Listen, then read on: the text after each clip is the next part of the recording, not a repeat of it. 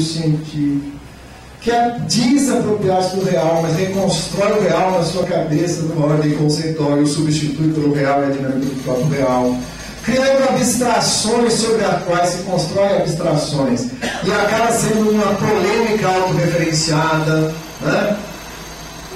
Marx não teria nenhum reparo a fazer essa crítica, né? Se nós nos remetermos, por exemplo, aos estudos de Marx e Engels na ideologia alemã, né? Na ideologia alemã, nós veremos o seguinte, que Marx e Engels estão longe de reconhecer na ciência e no pensamento, na produção do conhecimento, o reino desses conceitos que substituem o real para ser analisado, né? Vou citar apenas algumas frases aqui. Por exemplo, lá na ideologia alemã, Marx e Engels alertam o seguinte: a produção das ideias, das representações e da consciência está, em primeiro lugar, ligada direta e intimamente à atividade material e às relações entre os homens. É a linguagem da vida real. São os homens que produzem as suas representações e suas ideias. Mas esses são homens reais, atuantes, e tais como foram condicionados por uma série de desenvolvimentos de suas forças produtivas e do modo de relação que lhes corresponde, incluindo aí as formas mais amplas que possam tomar. Isso significa, seguem os autores, que não devemos partir daquilo que os homens dizem ou criam em suas representações, imaginam e pensam, nem daquilo que são através de suas palavras. No pensamento, na imaginação e na representação de outros, para chegar aos órgãos de carne e osso. Pelo contrário, devemos partir desses homens e de sua atividade real, trazer a crítica dos céus, a crítica da terra, não é? Então se torna interessante aqui um paradoxo. Se nós reduzirmos essa afirmação de Foucault à afirmação de que isso construiu um discurso da ciência, temos concordância, né? Tentar defender Marx contra esse discurso gera uma armadilha saborosa e que Foucault montou com precisão, né? Qual que é a armadilha? Eu estou convencido, escrevi isso, que Marx não precisa de justificativas e alguns marxistas não a merecem. Não sei se eu vou entender, né? Se você tentar partir de uma defesa do marxismo, você pode cair numa defesa estranha. Por que isso é certo? Porque foi Marx que disse. Por quê? Pode errar, né? O que significa essa coincidência? Nem Marx nem Engels constrói por esses pressupostos. Eis que o peixe pula fora d'água, dele, né? O Foucault diz: Marx se acomoda nessa tradição como um peixe na água. Eis que o peixe pulou para fora da água, né? Não se trata da produção do conhecimento ser um enorme construir de conceitos sobre conceitos e polêmicas sobre categorias, mas todo esse movimento, essa epopeia do conhecimento pressupõe o seu ponto de partida, a análise da realidade concreta do seu movimento. Não é isso? Isso remete a uma postura que me parece não justificar sair na defesa de Marx nesse momento, né? Ou seja, ele não precisa. A crítica não é a ele. Essa crítica feita por Foucault cabe perfeitamente ao momento da elaboração das ciências humanas e à tradição do pensamento burguês, coisa que Marx e Engels criticaram também. Então não devemos entrar em pânico ainda. Daqui a pouco, se vocês quiserem, vocês entram. Mas agora não devemos entrar em pânico. Não é contra nós. Mais ou menos assim, nós estamos tão na defensiva que a gente se defende até do que não é acusado. Você está tão na defensiva que você fala: é verdade, eu tenho sido meio assim, meio metafísico. Eu nunca vi a classe operária, mas acho que ela existe. Não, né? Eu sou obrigado a ler uma passagem aqui que é meio complicadinha. mas que vamos ver se a gente lê devagarinho. O moço da britadeira vai colaborar e a gente vai entender. Ó, para a consciência, e a consciência filosófica determinada de tal modo que para o pensamento, que concebe é o homem real, né? Nós estamos pensando a consciência como expressão do pensamento de homens, mulheres, que estabelecem relações, etc. e tal. E o mundo concebido é, como tal, o único mundo real. Para a consciência, pois, o movimento das categorias aparece como verdadeiro ato de produção, que apenas recebe um impulso exterior, né? Cujo resultado é o mundo, isto é, exato, porque aqui a totalidade concreta aparece como totalidade do pensamento. Antes de continuar a frase, deixa eu falar onde que aparece essa frase e a continuidade de raciocínio. Marx escreve uma introdução à crítica da economia política e que resolve não colocar no livro. Essa introdução é achada depois pelo Kraus, que coloca, agrega em 1909 na edição da Contribuição da Crítica da Economia Política. E onde está aquele famoso extrato do método da economia política. Nesse famoso extrato, Marx está discutindo o método da economia política e formou uma frase que é amplamente conhecida e é a ponta de toda a formulação nossa sobre a produção do conhecimento, sobre a relação entre conhecimento e realidade. Diz Marx nesse texto, remetendo a Hegel, né? Diz Marx nesse texto, remetendo a Hegel. É aquela frase famosa dele: o concreto é concreto porque é a síntese de múltiplas determinações. Agora, como isso se dá pela apropriação do pensamento do real, né? Quer dizer, o real está lá, funcionando enquanto real, né? Para usar o termo do Kozik, enquanto pseudo-concreticidade, está lá, está misturado no real. Só que esse real vai ter que, ao ser apropriado pelo pensamento, ao ser analisado, será decomposto nas partes que constituem. Perguntado e perquirido sobre cada função de cada uma das partes, o que as compõe, as relações que estabelece, reformulando isso como agora uma rica totalidade de relações e determinações complexas, como concreto pensado, né? Por isso que ele aparece no pensamento, diz Marx, como produto, como resultado do pensamento, ainda que não seja, porque o verdadeiro ponto de partida do pensamento continua sendo real. Dá para entender essa afirmação? É isso que Marx está dizendo aqui, né? Aquilo que aparece como resultado da relação dos conceitos nada mais é do que o pensamento tentando se apropriar do real. E aí vem a afirmação que eu queria destacar. Parece como produto do conceito que se engendra em si mesmo e se desenvolve separadamente acima da intuição e da representação. Mas ele só é a elaboração da instituição e da representação de conceitos. O todo, tal como aparece no cérebro, como um todo mental, é um produto do cérebro. É um produto, do cérebro, do pensamento. E da única maneira que o pensamento pode fazer, maneira que difere, isso é importante, do modo artístico, religioso, prático de se apropriação do real, se apropriar do real. Por quê? O que seria isso que é o método do conhecimento? Está lá o concreto, eu vou me apropriar do concreto pelo pensamento, vou analisá-lo, ele vai ser concreto pensado para mim. Vai ser um todo de múltiplas e ricas relações e determinações. Essa é a maneira de se apropriar do conhecimento se apropriar do real, que difere da arte, que difere da religião, que difere do conhecimento prático. Tudo bem? Importante isso, tá? Por que difere? Porque o objeto concreto do pensamento permanece em pé antes e depois, em sua independência, fora do cérebro.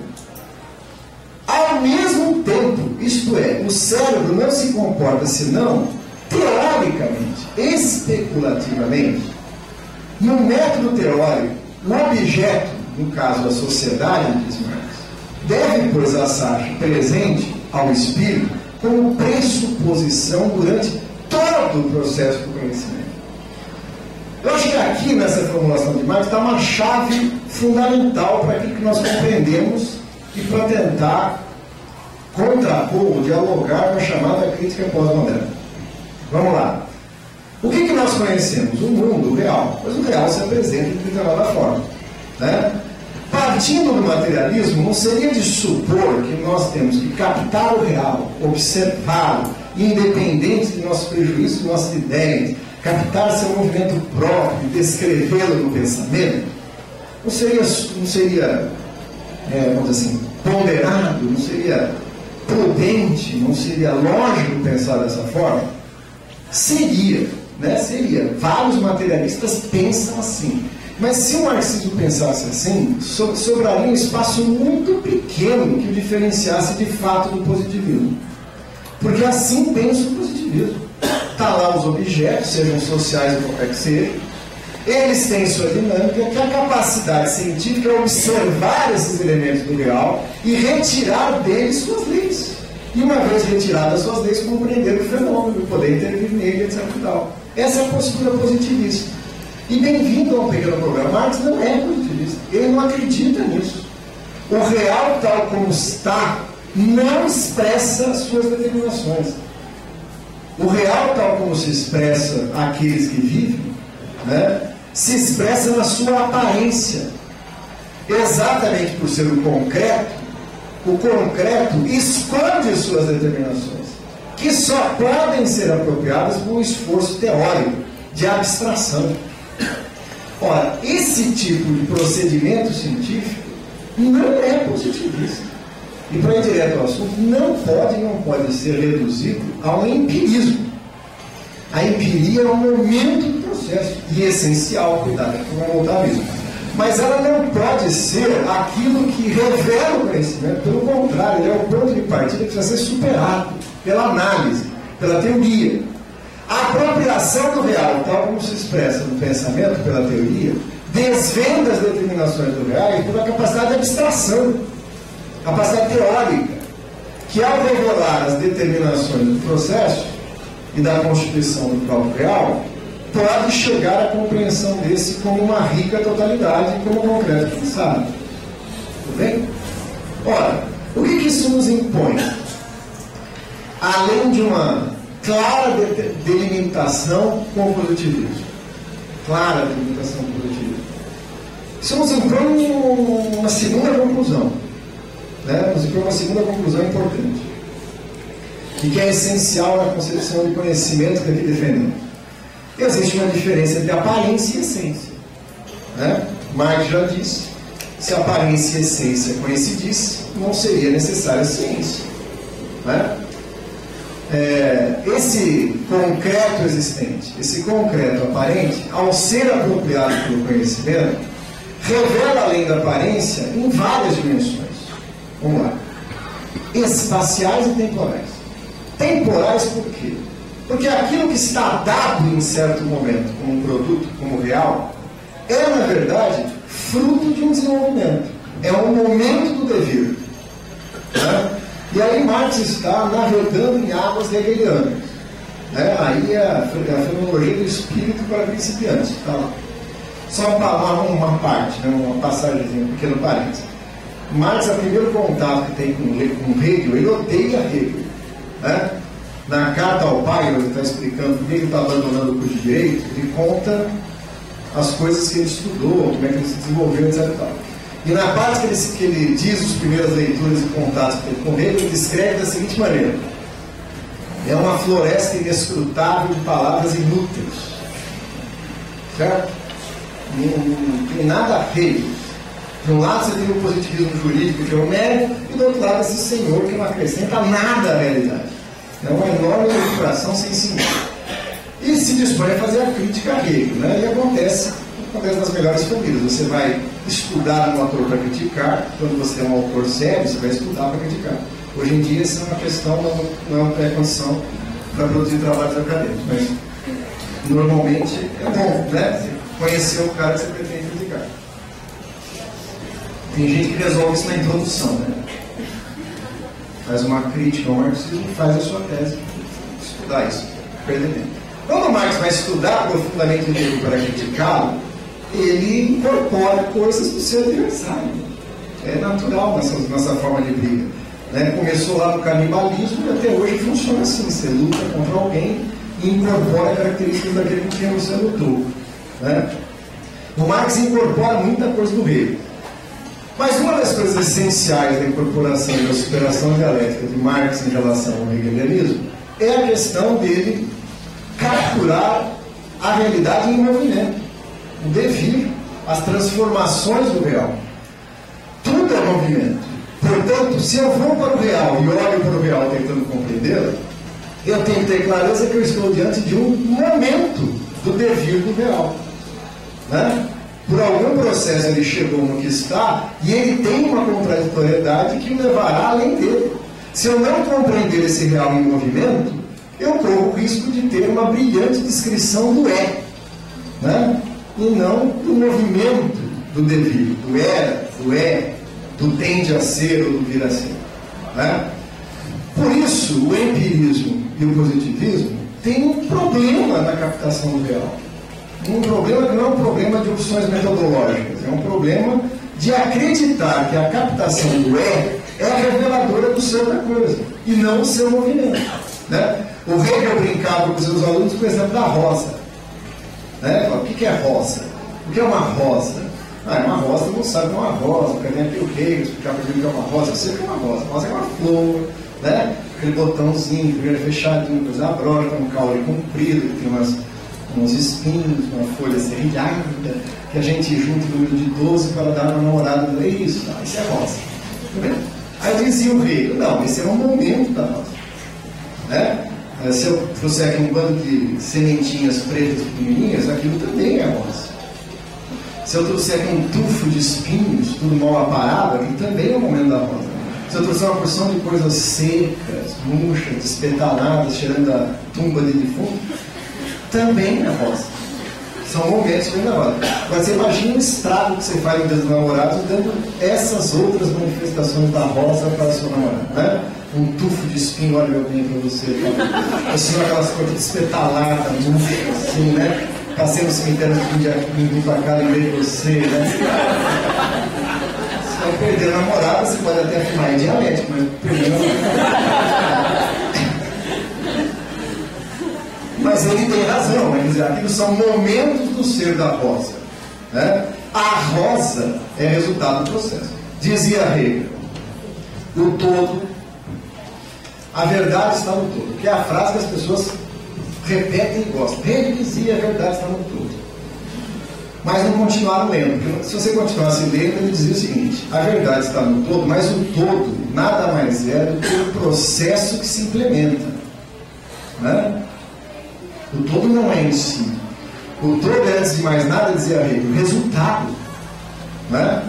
Ele é síntese de todos os momentos que o constitui. Ele é, portanto, eminentemente resultado. Analisar o todo significa captar esse movimento, como é que as coisas se desenvolvem até as formas que estão no seu devido. Partir do real tal como ele está, o fragmento. Isso é uma dimensão, diríamos nós, do movimento. Mas também uma dimensão espacial, por quê? Porque quando você fala que a perspectiva do marxismo é a totalidade, gera um desamparo nos nossos pesquisadores. Não é? Todos os nossos alunos chegam assim, ai gente, sério? É tudo? Quer dizer que eu vou ter que estudar tudo? Calma. Né? Entender a coisa na perspectiva da totalidade não é o mesmo que entender tudo. Tem gente que confunde uma coisa com outra. Né? Entender as coisas como totalidade é entender que todas as coisas estão em relação dentro de uma totalidade mais ampla, seja do movimento que a constitui, que é no fundamento da ideia dialética do movimento de Hegel, seja na relação com as outras coisas. Né? Portanto, captar o real é sempre captar uma parte do real. Por mais que ela seja importante e se expresse visivelmente, ela está em relação com outros elementos do real, mesmo que não estejam visíveis naquele momento. Tudo bem ou não? Né? Então, o esforço de caminhar no sentido da totalidade é o esforço de estabelecer isso que Marx chamava de uma rica relação de determinações complexas, relações de causa, de dependência, de causalidade, de interrelação, de interdependência, com todas as coisas, num processo que conforma o movimento que leva ao todo. Né?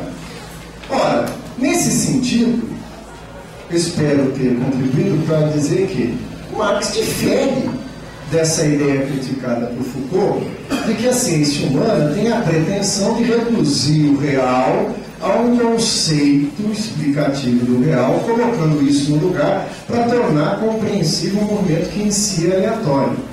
Né? Ora, essa crítica também está em Marx. Né? E quem acha que ajuda na nossa compreensão disso é o professor José Paulo Neto, quando difere na tradição hegeliana incorporada por Marx dois elementos, o de sistema e o de método. Realmente, em Hegel, essa capacidade da dialética de desvendar o movimento do real levaria ao filósofo alemão a constituição de um sistema. E a ideia de sistema em Hegel é a ideia de que essa dialética encontra a sua finalidade.